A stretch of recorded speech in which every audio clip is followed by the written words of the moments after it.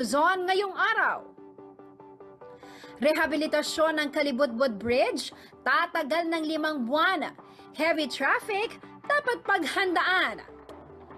Abacantay Road sa Angeles City, posibleng madaanan na ng mga motorista sa March 2023. Mahal na matrikula, iba pang gastusin, sanhi ng paglipat ng mga mag-aaral sa public schools. Higit 2,000 benepisyaryo tumanggap ng 4,500 pesos mula sa DOLE Tupad Program sa Candaba, Pampanga. At Bisita Bayan Kada Buwan Program inilunsad sa Bataan.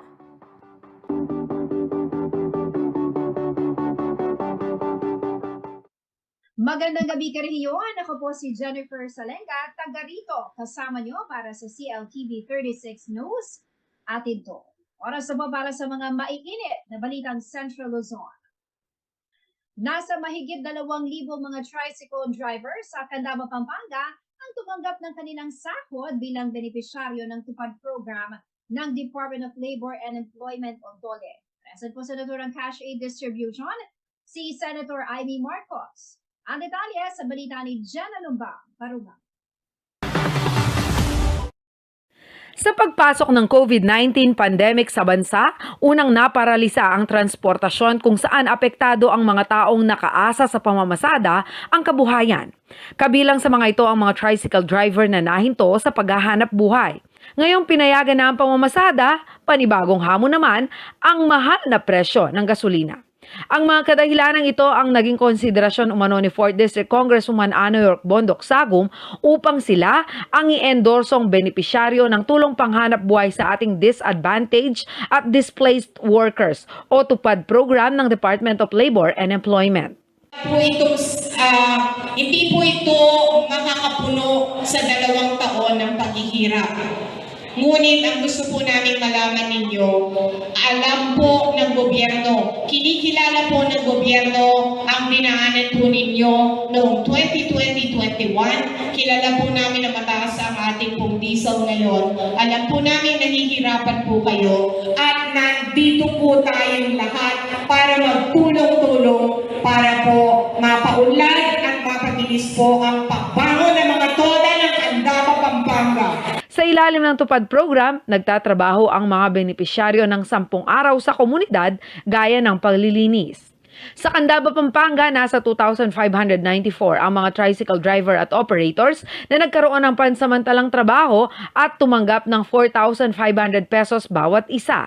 Sa kabuuan, nasa 11.6 million pesos ang naipamahagi sa mga toda sa bayan.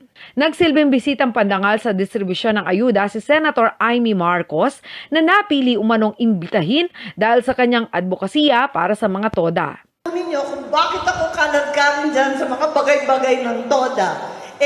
Ang totoo, nung sa Quezon City, kasamahan ko lahat ng mga TODA doon. Tapos, nung naging governor ako, nag-set up po kami ng TODA network ng Metro Ilocos na umabot sa panahon na dahil sa kataasan nga ng gasolina, yung discount na wholesale ng probinsya, nagbukas na unang bomba para sa TODA para sila rin wholesale ang pagbili ng gasolina. Nararapat lamang umano na sa ngayon na may mga ayuda ang gobyerno na gawing prioridad ang TODA na direktang tinamaan ng pandemya at pagtaas ng presyo ng gasolina.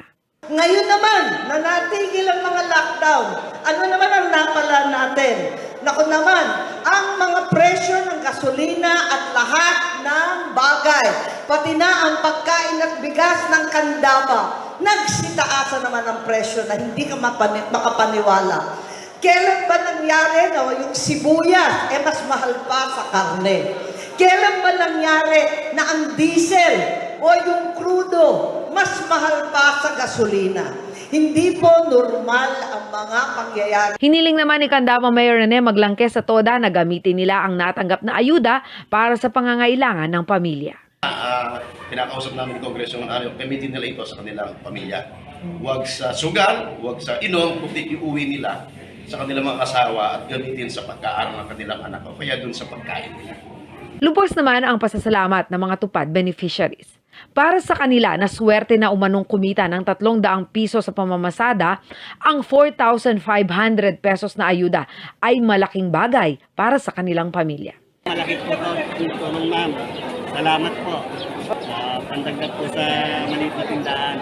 Napakalaking tulong po, lalong-lalo na ngayon at kailangan ko ng pang-medical at pang-maintenance ko na rin sa gamot. Samantala, nangako naman si Senator Marcos na magbibigay ng 5 milyong piso para naman sa mga magsasakang Candabeños at isa pang gusali para sa Don Honorio Ventura State University, Candaba Campus.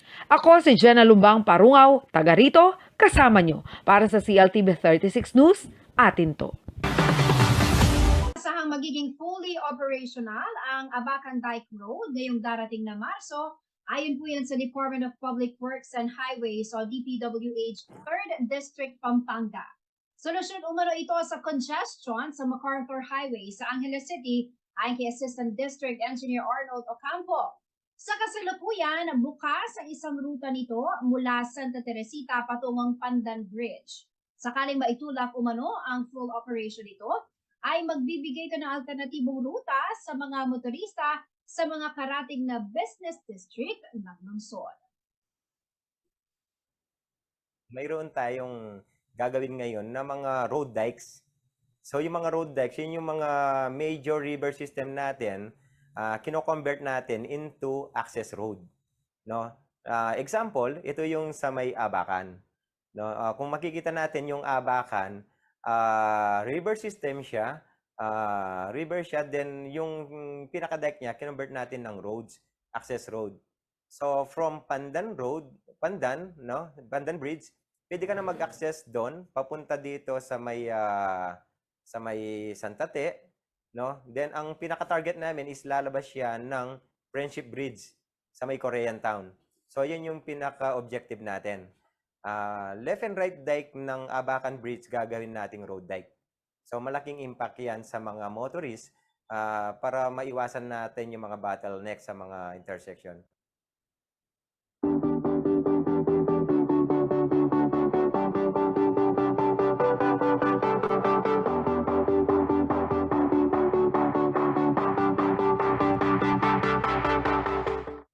Asahan po ang bahagyang pagtaas sa presyo ng mga produktong petrolyo simula Martes, January 17. Magpapatupad ang Pilipinas Shell at Sea Oil ng 95 centavos na dagdag presyo sa kada litro ng gasolina. 50 centavos naman ang dagdag sa kada litro ng diesel at 15 centavos sa kada litro ng kerosene. Ganito rin po ang ipapataw na presyo ng clean fuel maliban sa kerosene. Epektibo ang dagdag presyo alas 6 ng umaga bukas, araw ng Martes, maliban sa clean fuel na magsisimula alas 4:01 ng hapon sa kaparehong araw. Samantala, inanunsyo rin ng UniOil ang pagtaas sa presyo ng kanilang diesel na nasa 40 to 60 centavos kada litro, habang 50 to 60 centavos naman ang posibleng dagdag presyo sa kada litro ng gasolina.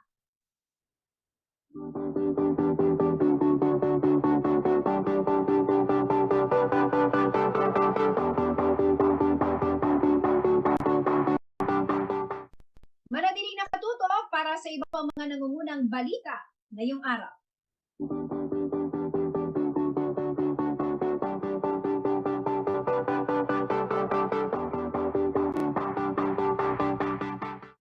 Nagbabalik ang CLTV 36 News. Sinimula ng isara sa mga motorista ang Kalibot-Bot Bridge nito pong Sabado, January 14, 2023 upang magbigay daan sa rehabilitasyon nito. Ang nasabing tulay na mas kilala sa Panings Bridge ay matatagpuan po sa PhilAm Friendship Highway na nasa boundary ng Bacolor, Ciudad San Fernando at Angeles City. Karaniwang dinadaanan ito ng mga nanggagaling ng San Fernando patungong Clark at vice versa. Ayon po kay Engineer Amel Miranda ng DPWH Pampanga 1st Engineering District, target makumpleto ang Kalibot-Bot Bridge project sa May 16, 2023. Abot naman sa 24.5 million pesos ang pondo inilaan para sa kontrata na ginagawa na ngayon ng Royal Crown Monarch Construction and Supplies Corporation. Hindi naman po maiwasang magreklamo ng ilang mga motorista at commuter dahil sa matinding trapiko na dulot ng nasabing proyekto. Medyo na ano sir, dahil sa matraffic, medyo siyempre mababawasan ka ng biyahe tapos mararagdag konti sa diesel yung mapupunta sa diesel yung kinikita mo sir. Oo sir, tis lang pero pag natapos naman yan, baka luluwag naman yung traffic. Laking abala kasi traffic nga, tapos minsan nalilate. Siyempre hindi may iwasan yung mga prof na magalit sa amin, ganyan. Kasi nga, nalilate kami. Tapos dalawang sakay pa kasi kami bukod pa dito. Sobra. Yung madaming nalilate sa amin actually, hindi lang ako ganyan. Kaya 4:45 pa yung pasok ko pero anong oras pa lang? 3:27 pa lang. So sumakay na ako na din, magbiyahe na ako.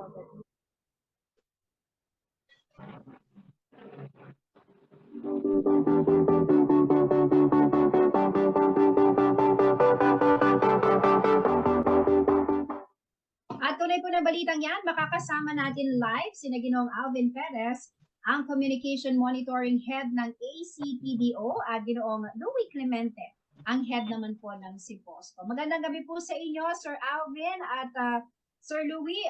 Welcome po sa CLTV 36 News. Yes, good evening po Ma'am Jem at Sir Lume. Po, eto no, nakita na natin yung epekto nito pong pagsasara dito sa tinatawag na mas kilalang Kalinga Bridge, no? Ano po ang kagyat na epekto nito sa daloy ng trapiko sa inyong mga lungsod? Unahin po muna natin si Sir Louie. Yes ma'am, magandang gabi po Ma'am Jen at kay Sir Alvin po. Good evening po. Unang-una po talagang obviously kanina po ay nakaranas po tayo ng matinding pagbagal ng trapiko po. Lalong-lalo na po dito sa ating main road, ang ating MacArthur. Medyo naging mahaba po yung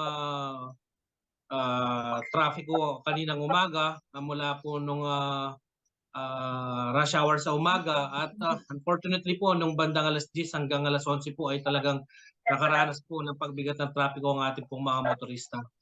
Basically po ang apektado ho talaga dito ay ang ating MacArthur Highway. Mm-hmm. Sa bahagi naman po ng Angeles City, Sir Alvin. Yes po, bali po nagkaroon po ng yung pagmomonitor natin dito sa command center. Kanina po mga bandang 7 o'clock in the morning at kanina po bandang 4:30 until 5:20. Medyo bumigat po ang daloy ng trapiko, yung papunta po natin dito sa may southbound po natin. So umabot po yung mga sasakyan po natin dito sa may rotonda ng Santo Domingo, papunta po dito sa may bandang Carmelite na po. Yung pag-umaga naman po, kaninang umaga, ganun din po yung senaryo, lalo na ngayon, mas marami po ngayong hapon kaysa sa kaninang umaga. Kasi po yung kaninang umaga, alos papasok po sila rito sa lungsod. Samantalang ngayon po, dahil nakabukas po yung mall dyan, so ilang meters lang yung away from boundary ng Angeles, so nagkakaroon po talaga ng moderate to heavy traffic kanina po around 4:30 to or 4 o'clock in the afternoon until 5:25 in the afternoon. Pero nagkaroon naman po ng prior notice, no, bago po itong ito pong pagsasara nitong bridge na ito kasi very busy, no, yung daanan na yan at nakita ko natin yung epekto, no, lalo na sa mga estudyante at yung mga nagtatrabaho papunta ng Angeles at gayon din po, no, yung vice versa. Ano po yung mga adjustments na ginawa ng inyong tanggapan para po somehow, no, masolusyonan or mabawasan, no, ito pong nararanasang traffic ng ating mga motorista. Sir Alvin, muna po kayo. Yes po, bali po sa utos din ng ating punong panglungsod na si Mayor Pogi Lasatin, kahit hindi pa po ginagawa yung Kalibot Bridge, nagbigay na po sila ng notice. Sinabi po sa amin na monitor po natin ang lagay ng trapiko, especially dito sa may south portion po natin, dito sa lungsod ng Angeles. Hindi lang po kasi yung dito sa may MacArthur Highway yung affected ng Angeles, kasi kasama rin po yun dito sa may circumferential road po natin, dito sa may papuntang Putput, at ganoon din po yung may mga iba rin na dumadaan dito sa may ginawang diversion road dito po sa may Apo Road, dito sa may LNS. So, kaya po nagkakaroon po tayo ng bottleneck dito po sa may paglabas ng LNS subdivision, dito po sa may along malapit dito sa may rotonda po ng Santo Domingo po natin. Pero nakantabay po yung mga traffic enforcer natin para gumabay sa ating mga motorista at assist po at para mapabilis po ang daloy ng traffic po. Yan po ang utos ng ating unang pangalunsod na si Mayor. Sa San Fernando ba, Sir Louie, meron bang alternative na ruta para sa mga motorista na pupunta po ng siyudad ng Angeles? Yes, ma'am. Actually, yun po kasi talagang isinarang Kalibot-Bot Bridge. Isa po yan sa mga alternative routes na papunta sana sa Angeles. Ngayon po, dating 3 yan, naging 2 na lang. 2 na lang. Doon naman po sa naging tanong niyo kanina, Ma'am Jen, actually po yung contractor ay last December ay nagpunta na po sa opisina namin at ang original schedule po talaga nila is December silang magko-commence. Kaya lang nag-suggest po kami at nag-request din po ang ating mahal na alkalde, Mayor Vilma, na palampasin po muna yung Christmas season during that time. Kaya nga po sila ay nag-start ngayong January. So ang ginawa ho namin ay nagkaroon kami ng ilang pagpupulong. Bahagi po ng mga pagpupulong kasama ho yung counterpart natin sa Angeles, ay yung pong sa may Bacolor po, naimbitahan din po sila. Kaya nung January 14 po, nung magsara na talaga, kasama ho natin itong dalawang isang city at munisipalidad para po talaga maumpisahan na. Yung pong mga alternate roads na ginagamit natin ngayon sa kasalukuyan ay 2. Yun pong isa sa may Holy Angel at yun naman pong isa ay yung tinatawag nilang Malboro. Actually, parehas pong access yan sa may Holy Angel subdivision. Pero kami po sa POSCO po, ang hinikayat po sana namin yung mga motorista na kung maaari, especially yung mga driver po ng light vehicle, ang mas mainam pong gamitin nila ay yung pong alternate road dito po sa may Malboro. Wag na ho silang dadaan dito sa may Holy Angel sapagkat nandyan po yung mga malalaking truck. Mas mainam po siguro na yun na lang po ang gamitin nila, yung intended for light vehicles. And in return naman po sa amin po, kasi nakafocus po kami ngayon sa Holy Angel alternate road, doon ho naka-maintain yung aming pong mga tao. Para naman ho, hindi ho masyadong mahirapan yung ating mga enforcers. Likewise po yung mga enforcers naman po ng on the part naman po ng Bacolor. Pero meron ho bang sapat na information dissemination sa mga binabanggit po natin alternatibong ruta, ano? Mukhang kasi nakita natin yung epekto nito, no? Kaninang umaga na talagang ang haba po ng ang haba ng traffic at talagang nakita ho natin hindi rin naman natin maiiwasan, no? Na nadismaya rin yung ating mga motorista. Do kinakailangan man po talaga ng rehabilitasyon, no? Nito pong tulay na ito. Sir Alvin. Yes po, kaya nga po yung mga kababayan po natin, lalong-lalo na yung galing ng San Fernando, pinapayuan po natin na kung halimbawa na hindi naman sila gaanong busy or mas maganda po maaga na lang silang lumabas sa kanilang bahay para hindi na po sila umabot sa rush hour.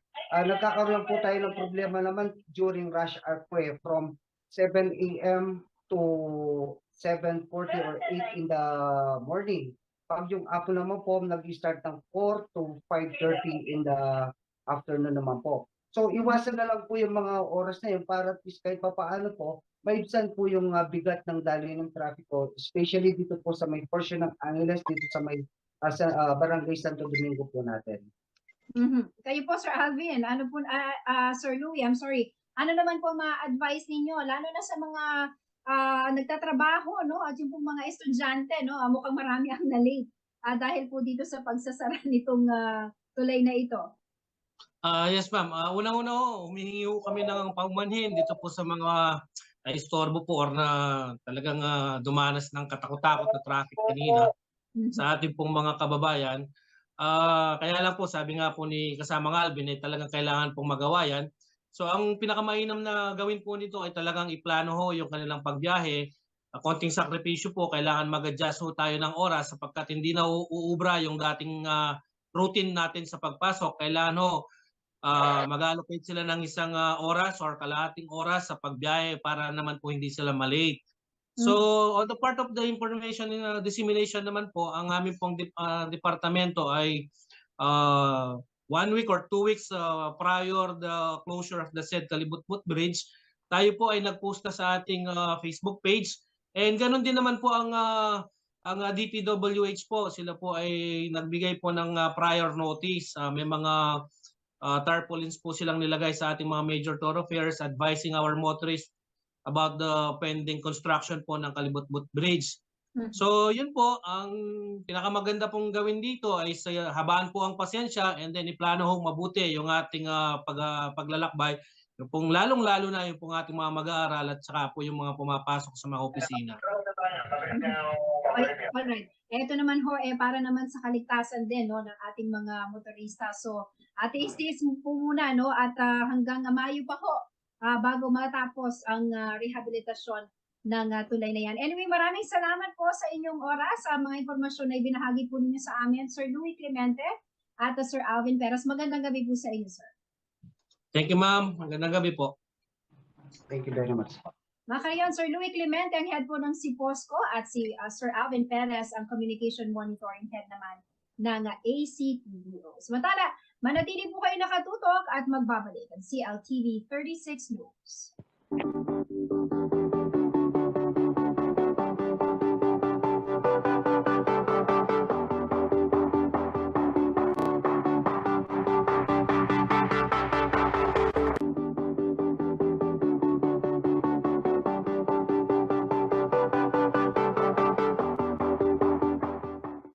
Nagbabalik ang CLTV 36 News. At sa iba pang mga nangungunang balita, dahil po sa hirap ng buhay at pagtataas ng presyo ng mga bilihin, marami sa mga magulang ngayon ang pinipiling ilipat sa pampublikong paaralan ang kanilang mga anak upang makatipid. Bunso dito, umabot na sa 69 private schools sa Central Luzon ang nagsara simula noong 2021 dahil sa kakaunting bilang ng enrollees. May report si JM De Jesus.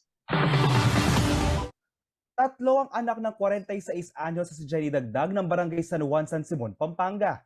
Dahil sa krisis pang ekonomiyang umiiral sa bansa, nahihirapan umano sila mag-asawa na itaguyod na pag-aaral ng kanilang mga anak.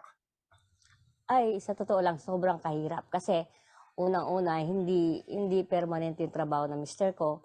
Ako, voluntary lang sa barangay. Minsan may sahod, minsan wala. Ang mister ko, minsan may dumarating na on-call lang siya. Tapos minsan hindi na siya natatawag. Kaya minsan nahihirapan talaga kami sa pag-aaral ng mga bata.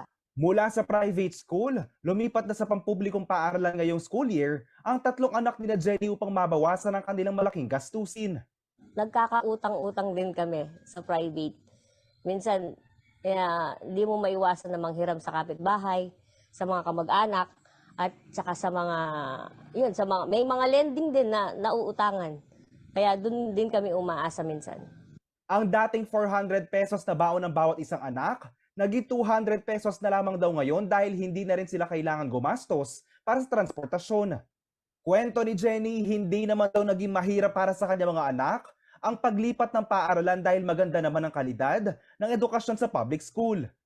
Sa public school nung una nanibago yung anak ko kasi dati private tapos naging public. Pero nung tumagal ng konti, okay naman siya kasi maganda naman daw yung pagtuturo sa public. Tapos kahit paano na naibsan ng konti yung panggastos nila, lalo na minsan nasasali siya sa scholar. Ilan lamang ang mga anak ni Jenny sa mga mag-aaral sa private schools na lumipat sa pampribadong paaralan. Hindi raw nalalayo ang kanilang sitwasyon sa karanasan ng ilang estudyante ni Sheila Lapid, isang private school teacher. Sa tagal ko dito, parang ang reason na pinaka nakikita ko ay yung unang-una financial. Siyempre, pag financially hindi na masyadong carry nung parent, ililipat yung bata. Pangalawa, sa sobrang dami ng schools dito, may konting hindi lang magustuhan sa school, aalis na yan, lilipat na sa ibang school. And yung iba naman, again, financially, pumunta sa public schools dahil maraming nag-aaral na anak para hindi sila masyadong ma-burden dun sa financial responsibilities nila. Usually, yun yung reason talaga na nakikita ko. Samantala, ang paglipat ng mga estudyante papunta mula private patungong public schools, ang isa sa mga kinakaharap na problema ngayon ng mga administrador ng mga pribadong paaralan. Ayon kay Teacher Bonnet Santos, Secretary ng Association of the Private Schools Principal and School Owners ng Siyudad San Fernando, tila ba hindi sila makabangon sa pagkakalugmok at dulot ng pandemya. We are now on the, I suppose, the silver lining since we are almost about to experience the, I hope so, end of the pandemic. But still, private schools would have a very sad plight until now because there would still be a decrease of enrollment of almost all private schools here in our city. Ayon naman sa datos ng Department of Education Region 3, aabot sa 16 ng mga pribadong eskwelahan ang permanente nagsara at 31 naman na nag-file ng temporary closure sa Central Luzon para sa school year 2021-2022. Habang ngayong school year 2022-2023, nadagdagan pa mga permanente nagsara ng 8 at 14 naman para sa mga nagsara pansamantala. Sa bilang na 1,548 ay 1,479 na lamang ang mga private schools na bukas sa Central Luzon. Karamihan naman umano sa mga estudyante na mga nagsarang pribadong paaralan ay sa mga public schools naglipatan ayon sa mensahe na ipinadala ni Michelle Lacson sa CLTV 36 News, ang Regional Information Officer ng DepEd Region 3. Ako si JM De Jesus, taga rito, kasama nyo. Para sa CLTV 36 News, atin to. Plano raw ng Department of Social Welfare and Development o DSWD na i-graduate na ang nasa 500,000 beneficiaries ng Pantawid Pamilyang Pilipino Program o 4Ps. Layon umano nito na magkaroon ng puwang ang naturang programa para sa mas maraming benepisyaryo. Bunso nito, nakatakdang linisin at i-update ng DSWD ang listahan ng 4Ps beneficiaries, partikular na ang mga overstaying o matagal nang nasa programa. Marami na raw kasi ang bilang ng mga pamilya at individual na nasa waitlist at naghihintay na maisali sa mga bagong hanay ng benepisyaryo. Sa datos po ng DSWD nitong 2022, nasa 106,000 katao na umano ang gumraduate sa kanilang 4Ps program. Plano raw nila itong dagdagan para makamit ang kanilang target na tumanggap ng 600,000 na bagong benepisyaryo para naman sa taong 2023. Samantala, binigyang diin ng DSWD na ang mga magtatapos sa programang 4Ps ay maaari pa umanong mag-apply sa kanilang Sustainable Livelihood Program o SLP, isa pong programa na layong mapabuti ang kabuhayan ng mga pamilyang apektado ng kahirapan o mababang kita. Ang mga benepisyaryo ng SLP ay bibigyan ng 15,000 pesos na livelihood assistance para makapagsimula ang mga ito ng maliliit na negosyo.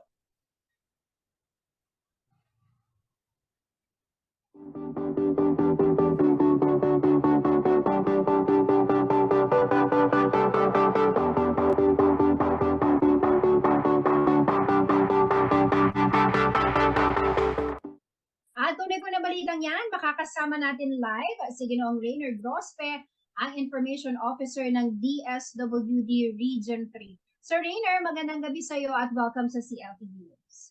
Hello, Ma'am Jen. Good evening po sa inyong lahat. Ito nga, 2023 na, ano? Gaano ba, Sir Rainer, karami yung 4Ps beneficiaries dito sa gitnang Luzon sa kasalukuyan? Yes, Jen, as of October 31, 2022, no, this was a few months last year, ang huling count natin for the active beneficiaries ng 4Ps dito sa Region 3 ay 293,461. Mm-hmm. So almost 300,000, ano? Pero sa bilang na ito, Sir Rainer, meron na bang natanggal or ito pa rin yung bilang na kailangang linisin sa listahan? Sa ngayon, yung count na sinabi ko kasi ay marami ng mga naalis doon, no? Marami na tayong napag-graduate doon, no? At itong ginagawa nating data cleansing ngayon, meron tayong nakita na 60,069 na pwede na nating i-recommend for delisting. No, ito ay as of December 29, 2022. Ulitin ko lang, Ma'am Jen, meron tayong nakitang 60,069 na mga households na pwede na nating i-recommend for delisting. Paliwanag lang din natin, Sir Rainer, ano ba yung mga pamantayan para masabi natin na pwede nang gumraduate, no? Itong mga nasa listahan natin ng 4Ps beneficiary. Yes, unang-una, no, kapag nagboluntaryo sila na umalis dun sa programa, meron tayong mga ganyan, no, na tulungan na natin at tingin nila, sarili nila ay kaya na nilang tumayo, no, independently para i-sustain yung pangangailangan ng kanilang mga ng kanilang pamilya. So, dinidelis na natin yung mga yun, nagvo-voluntary exit, that's the term that we use.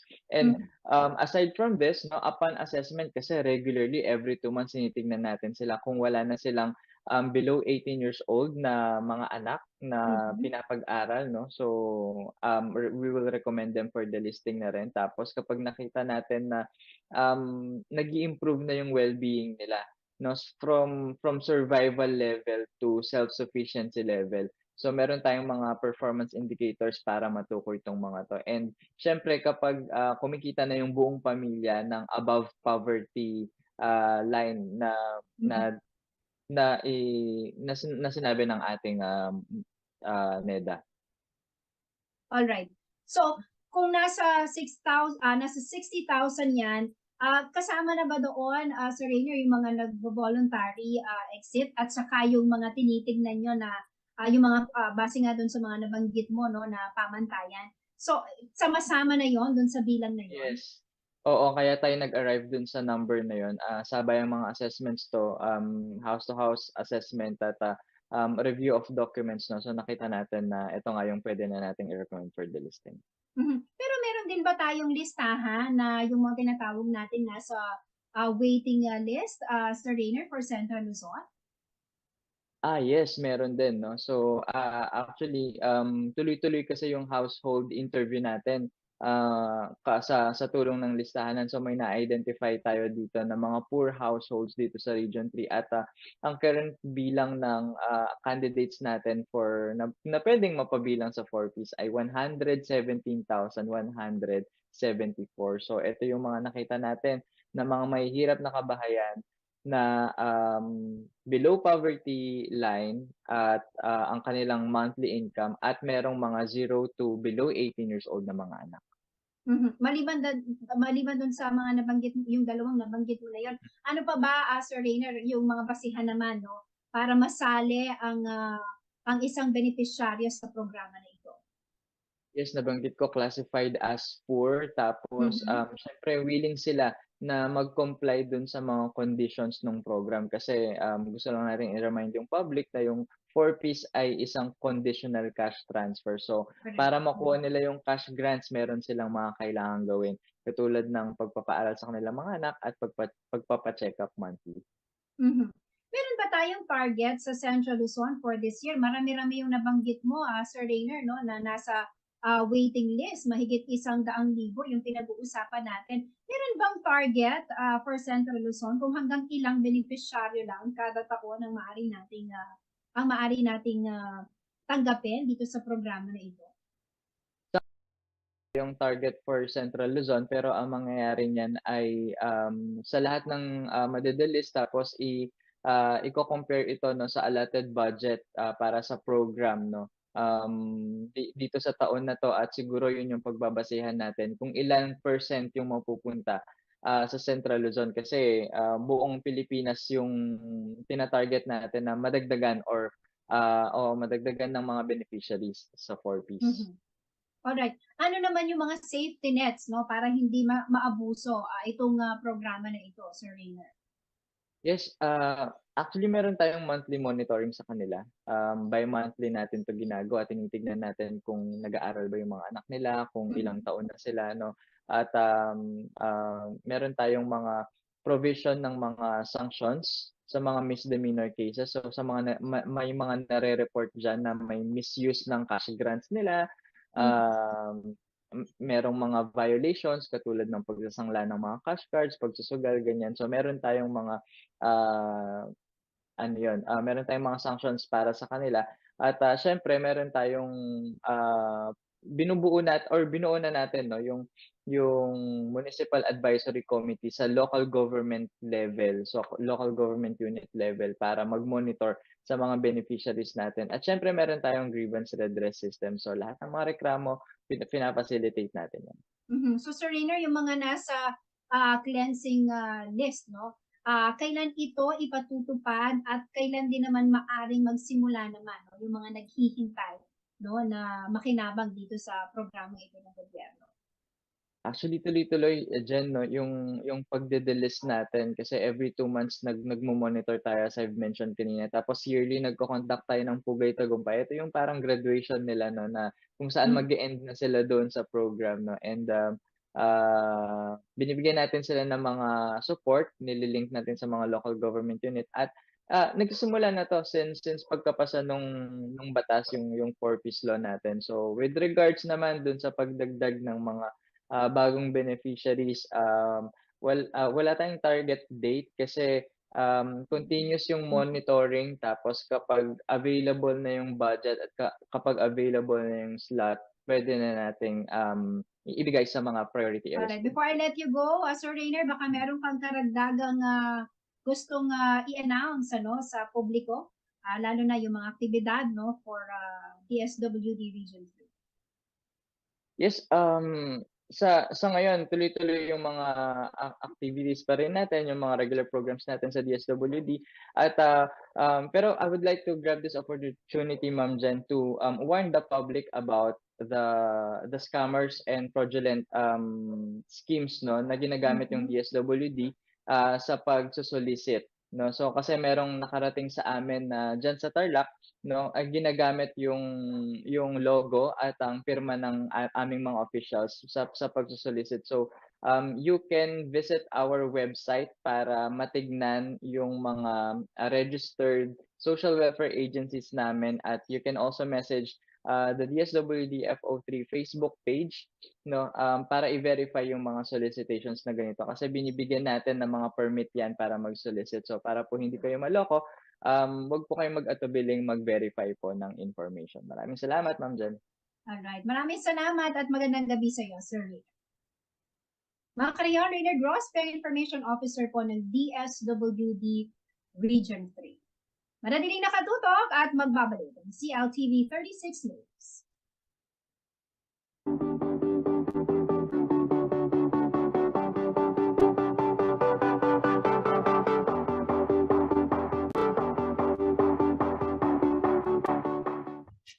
Nagbabalik ang CLTV 36 News.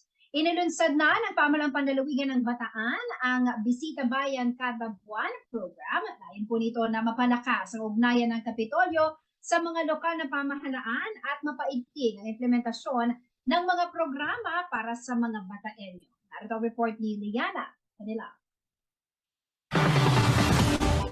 Isang lokal na pamahalaan bawat buwan ang nakatakdang tutukan ng bagong programa ng provincial government ng Bataan. Ito ang Bisita Bayan Kada Buwan. Mayroong 11 bayan at isang syudad ang Bataan at bawat isa may nakaschedule na buwan kung saan sila ang focus ng mga programa, capacity building at aktibidad ng Kapitolyo.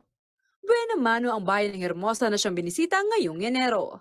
Sa pamagitan siguro nito pong Bisita Bayan, lalo pa nating may improve kung ano-ano po yung mga higit na dapat nating tutukan, paano pa po yung mga sistema, lalo na pagdating sa collaboration. Paano ho natin mas lalo pa hong bibigyang diin yung mga priority programs ng probinsya dito po sa Hermosa and vice versa. Sa ipinresentang schedule of activities ni Governor Joet Garcia, makikita na ang Bisita Bayan ay pinagsama-samang pagpupulong, orientasyon, pagbaba ng mga social services at iba pang programa na gagawin araw-araw sa loob ng isang buwan. Marami po yung mga programa mula ho sa iba't ibang mga department. Meron pong nakaset na araw kung kailan po yan ay ibababa. Kaya ho sana maging makabuluhan ang pagbababa po nito nang sa ganon ay marami po talagang matulungan dito ho sa bayan ng Hermosa. Ang gusto po natin, lalo pong magbunga yung ginawa nyo pong mga pagpaplano at papatupad ngayon ng inyo pong mga proyekto na pagdating nga sa HDI, sa income, sa health, sa education, ay parang hand-holding tayo sa ating pong mga kababayan para maranasan nila o kaya maramdaman nila yung tunay na epekto ng mga programang ginagawa po ninyo sa pamagitan po ng mga ganitong polisiya. Isa umano sa mga highlight ng programa ang Hataw Bataan Takbo sa Bawat Bayan na target maging pambansang marathon bilang Healthy Lifestyle Awareness Campaign. Sa loob po ng isang taon, magkakaroon tayo ng 12 fun run at sana po makasama namin ang mga taga-Hermosa. Sa lahat ng ating mga fun run, ang gusto po natin makilala ang probinsya ng Bataan pagdating po sa healthy lifestyle. At kung wala pa hong pinakapambansang marathon o fun run ang ating bansa ngayon, sana po ang Bataan ang manguna o makilala sa buong Pilipinas sa mga ganitong klase pong physical activity. Ipinakilala rin umano ng provincial government ang bagong ordinansa sa Bataan, ang matatag na Pamilyang Bataeño Ordinance. Ito ay higit na pagkilala sa kalagayan ng bawat pamilya sa lalawigan. Nakapaloob dito ang community-based monitoring ng bawat kabahayan upang malaman ang kanilang estadong pangkabuhayan at pangkalusugan. Kinakailangan participant po tayo sa CBMS dahil kinakailangan ho natin malaman in advance kung ano po yung kanilang sitwasyon, ano ho yung mga kasulukuyang karamdaman ng kanila pong pamilya, anong grade level na yung kanila pong mga anak, ano po yung kanilang mga skills, ano yung katayuan ng kanila pong pamamahay, nang sa ganoon talaga pong mai-adjust o kaya mas mapaganda pa natin yung mga programang ibibigay po natin sa kanila. Ako si Liana Canelao, taga rito, kasama niyo para sa CLTV 36 News, atin to.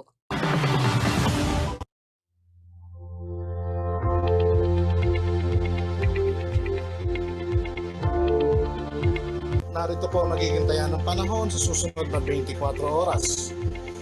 Ang low pressure area po na binabantayan ng Pag-asa ay namataan na po sa layong 160 kilometers dyan po sa may silangan ng Butuan City, Agusan del Norte.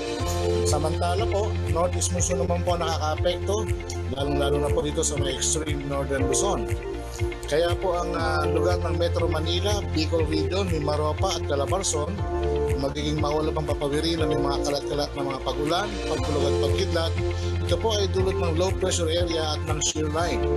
Samantala po, gayon din po ang Batanes, Cagayan at Apayao, maulap po ang papawiri ng mga pagulan, dulot naman po ito ng northeast monsoon o amihan. Samantala, ang Bicol Region, ang natitirang bahagi ng Cordillera Administrative Region at natitirang bahagi ng Cagayan Valley, magiging bahagya sa kung minsan ay magiging maulap din po ang papawirin na inaasahan po ng mga mahinang pagulan, dulot din po ito ng amihan. Ang natitirang bahagi po ng bansa, magiging kaaya-aya po ang panahon, magiging bahagya sa kung minsan ay magiging maulap lamang po ang papawirin. Meron naman po inaasahan mga isolated o pulo-pulong mga pagulan, pagkulog at pagkidlat. Ito po ay dulot din ng LPA at ng localized thunderstorm. So ito lamang po yung mga weather system na binabantayan ng Pag-asa at nagbibigay po ng mga pagulan sa ilang parte ng ating bansa. Kaya pinag-iingat po natin ang lahat.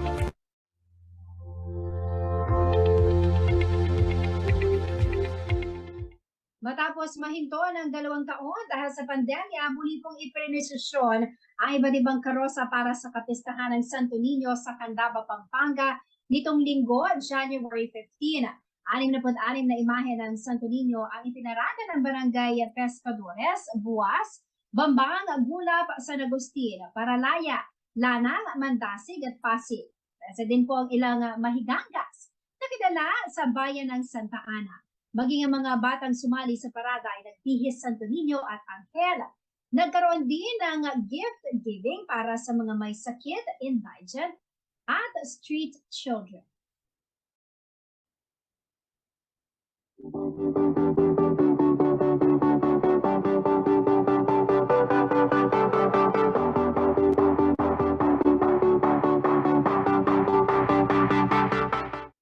Nagsama-sama po ang mga empleyado ng Laos Group of Companies sa isinagawang LGC Annual Awards and New Year's Celebration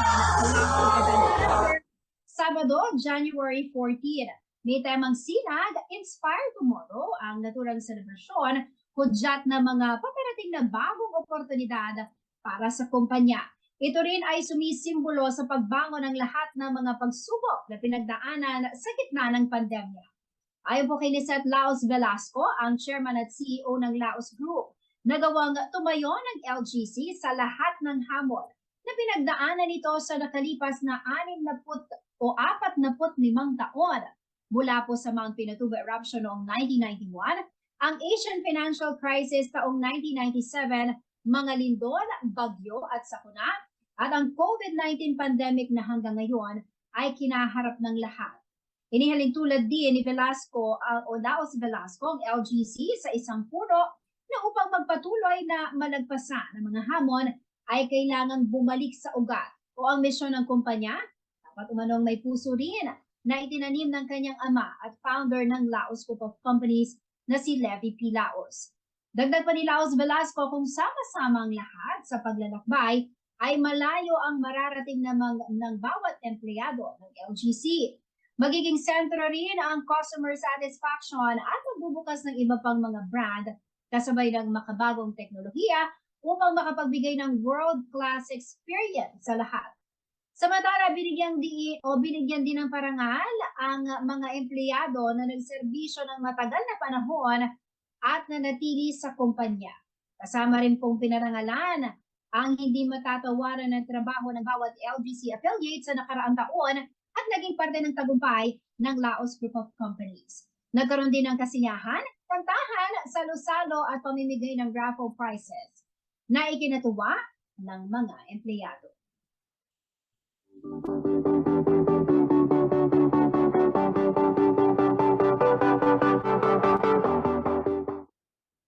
At yan ang mga balitang nakalap ng ating news team. Kasama po ang buong pwersa ng CLTV 36 News and Current Affairs. Ako po si Jennifer Salenga, taga rito. Kasama nyo para sa CLTV 36 News. Atin to. Maraming salamat po.